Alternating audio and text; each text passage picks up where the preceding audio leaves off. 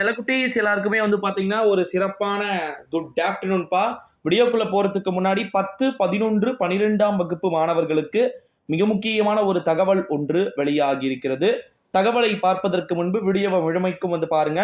12th ஸ்டாண்டர்டுக்கு 70% 12ஆம் வகுப்பு மாணவ செல்வங்களுக்கு 70% கிட்ட பேப்பர் கரெக்ஷன் முடிந்து விட்டதாக தகவல்கள் வெளியாகிருக்கு.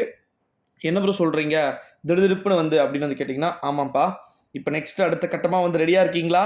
11th ஸ்டூடெண்ட்ஸ் உங்களுக்கு வந்து ஃபுல் ஃபோர்ஸ்ட வந்து ஸ்டார்ட் பண்ண போகிறாங்க. அடுத்தது 10th இன்னும் ஸ்டார்ட் பண்ணல. ஆனால் உங்களுக்கு வந்து இப்போ 8ஆம் தேதி சோஷியல் சயின்ஸ் முடிஞ்சிருச்சுன்னா அடுத்த கட்டமாக வந்து பார்த்தீங்கன்னா அவங்களுக்கு அனைத்து விதமான மாணவ செல்வங்களுக்குமே 10ஆம் வகுப்பில் இருக்கக்கூடிய Tamil, English, maths, science, social சயின்ஸ்க்கான இந்த பேப்பர் கரெக்ஷன் அப்படின்றது ஏப்ரல் 10ஆம் தேதி நடைபெற வாய்ப்பு இருக்குது. அதாவது தெலுங்கு வருடப்பிறப்புக்கு மறுநாள் வந்து பார்த்தீங்கன்னா தொடங்க வாய்ப்புகள் வந்து இருப்பதா தகவல்கள் அப்படின்றது வெளியாகிருக்கு. ஓகேங்களா? ஸோ இந்த ஒரு சூழ்நிலையில தான் இன்னொரு ஒரு இம்பார்ட்டண்ட்டான ஒரு நியூஸையுமே இங்கே வந்து நம்மளால் வந்து பார்க்க முடிகிறது. என்ன நியூஸ் ப்ரோ அப்படின்னு வந்து கேட்டிங்கன்னா, நம்முடைய தமிழ்நாட்டில் 10, 11, 12ஆம் வகுப்பு மாணவர்களில் 12ஆம் வகுப்பு மாணவர்கள் இப்போ வரைக்கும் டிக் பண்ணியிருக்கக்கூடிய ஒரு சூழ்நிலையிலே நல்ல ஸ்கோர் தான் வந்து கிடைச்சிருக்கிறதா தகவல்கள் வந்து வெளியாயிருக்கு. நிறைய மாவட்டங்களில் உங்களுடைய பேப்பர் கரெக்ஷன் அப்படின்றது பல மாவட்டங்களில் வந்து பார்த்தீங்கன்னா போயிருக்கு. ஓகேங்களா? ஒரே மாவட்டத்தில் பேப்பர் கரெக்ஷன் அப்படின்றது கிடையாது. கிட்டத்தட்ட சென்னையில் எழுதியிருக்கக்கூடிய ஸ்டூடெண்ட்ஸ்க்கு வேற எங்கேயோ இப்படி நிறைய வந்து பார்த்தீங்கன்னா இருக்கிறத நம்மளால் வந்து பார்க்க முடிகிறது. இந்த ஒரு சூழ்நிலையில தான் 10, 11, 12ஆம் வகுப்பு மாணவ செல்வங்கள் அனைவருக்குமே வந்து பார்த்தீங்கன்னா ஒரு ஹாப்பி நியூஸ் வந்து கொடுத்துருக்குறாங்க. நீங்கள் ஓகேங்களா, நீங்கள் ஒரு ஆன்சர் வந்து எழுதியிருப்பீங்க. உங்கள் டீச்சர்ஸ் வந்து பார்த்தீங்கன்னா டிக் பண்ணுற மாதிரி வந்து ஒரு ஆன்சர்ஸ் வந்து எழுதியிருப்பீங்க. ஓகேங்களா? பேப்பர் கரெக்ஷன் எக்ஸாம் முடிச்சுட்டு வந்து அந்தந்த நீங்கள் எழுதின பேப்பர் இப்போ எந்த மாவட்டத்தில் இருக்குன்னே தெரியாது. கன்னியாகுமரியில் எழுதியிருக்கக்கூடிய ஸ்டூடெண்ட்ஸுடைய பேப்பர் தஞ்சாவூரில் கூட இருக்கலாம். தஞ்சாவூரில் எழுதியிருக்கக்கூடிய ஸ்டூடெண்ட்ஸுடைய பேப்பர் திருச்சியில் இருக்கலாம் அல்லது நீலகிரியில் இருக்கலாம்.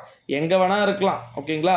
ஸோ இந்த ஒரு சூழ்நிலையில தான் அந்தந்த மாவட்டத்தில் இருக்கக்கூடிய மிக முக்கியமான சென்டர்ஸில் வந்து பார்த்திங்கன்னா பேப்பர் கரெக்ஷன் அப்படின்றது போயிட்டு இருக்கக்கூடிய ஒரு சூழ்நிலையில தான் 10, 11, 12ஆம் வகுப்பு மாணவ செல்வங்களுக்கு வந்து பார்த்திங்கன்னா அனைத்து விதமான ஸ்டூடெண்ட்ஸ்க்குமே வந்து பார்த்திங்கன்னா ஒரு ஹாப்பி நியூஸாக பேப்பர் கரெக்ஷன் அப்படின்றது ரொம்ப ரொம்ப எளிமையான முறையில் வந்து இருக்கக்கூடும் அப்படின்னே வந்து சொல்லியிருக்கிறாங்க. ஸோ அதனால் வந்து நீங்கள் பெருசாக பயப்பட வேண்டிய அவசியம் இல்லை. இன்னொரு விஷயம் என்ன அப்படின்னா, பேப்பர் ப்ரெசன்டேஷன் நீங்கள் நீட்டாக எழுதிட்டு இருந்து ஒரு சில கொஸ்டினுக்கு மார்க் போடாமல் இருந்தால் என்ன ப்ரோ ஆகும் அப்படின்னு சொல்லிட்டு நிறைய பேர் வந்து கேட்டிருந்தாங்க. ஓகேங்களா? அவங்களுக்கு வந்து மதிப்பெண்களை குறைத்து கொடுப்பாங்க. ஆனால் டோட்டலாக வந்து கொடுக்காமலாம் போயிட மாட்டாங்க. ஓகேங்களா? குறைத்து கொடுப்பாங்க. மற்றபடி வந்து நம்முடைய 12th ஸ்டாண்டர்ட் மேக்ஸாக இருக்கட்டும் அல்லது 10th ஸ்டாண்டர்ட் சயின்ஸாக இருக்கட்டும், இப்படி ஒரு சில பாடப்பிரிவுகளில் வந்து பார்த்திங்கன்னா பேப்பர் கரெக்ஷன் அப்படின்றது கொஞ்சம் வந்து எதிர்பார்க்கப்பட்ட அளவுக்கு வந்து மார்க் கொடுக்கல அப்படின்னே வந்து சொல்லலாம். சயின்ஸ் கூட சில விதமான வினாக்கள் வந்து பார்த்தீங்கன்னா பிழையான வினாக்கள் வந்து இருக்குது அப்படின்னு சொல்லிட்டு மாணவ செல்வங்கள் வந்து பார்த்தீங்கன்னா சொல்லி இருக்கக்கூடிய ஒரு வேலையை தான் ஹாப்பி நியூஸ் அப்படின்றது உங்களுக்கு எப்போ வேண்டுமானாலும் கிடைக்கக்கூடும் அப்படின்னு சொல்லிட்டு சொல்லியிருக்கிறாங்க. இந்த ஒரு சூழ்நிலையில தான் 10, 11, 12ஆம் வகுப்பு மாணவர்களுக்கு வந்து பார்த்தீங்கன்னா பேப்பர் கரெக்ஷன் அப்படின்றது விரைவில் வந்து முடிஞ்சு அவங்களுக்கான ரிசல்ட் டேட் அப்படின்றது அஃபீஷியல் அனௌன்ஸ்மெண்ட் கொடுக்க போகிறாங்க. ரிசல்ட் டேட் என்னிங்கன்னா மே மாதம் தான்ப்பா full and full result. Election date வரத்துக்குள்ளே, அதாவது எலெக்ஷனுடைய ரிசல்ட் வரத்துக்குள்ளே உங்களுக்கான டேட்லாம் வந்துடுது. ஓகேங்களா? நல்லா சம்மர் சீசன்லாம் முடிச்சிட்டதுக்கப்புறம் நிறைய கட் ஆஃப்லாம் செக் பண்ணிவிட்டு அழகாக நல்ல காலேஜில் போய் நல்ல பசங்களாக போய் சேர்ந்துருங்க. ஓகேங்களா?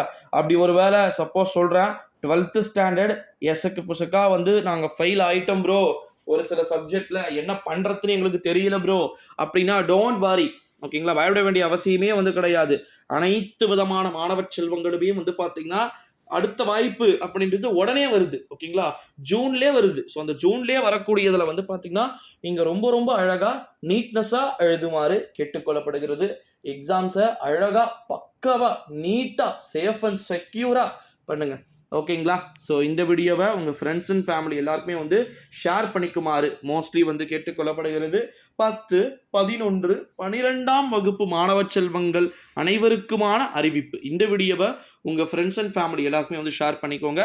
இன்னொரு இம்பார்ட்டண்ட்டான நியூஸ் நிறைய பேர் வந்து கேட்டிருந்தீங்களே, ஒருவேளை நம்ம வந்து எக்ஸாமில் எதனா ஒரு சில சப்ஜெக்ட் மார்க் கம்மியாயிடுச்சுன்னா நம்ம இது அப்பீல் பண்ணலாமா ப்ரோ அப்படின்னு? ஷோர். உங்களுக்கு கான்ஃபிடன்ஸ் தான் கண்டிப்பாக பண்ணலாம். ஓகேங்களா? ஸோ நான் அதை பற்றிலாம் அடுத்தடுத்த வீடியோவில் சொல்கிறேன்.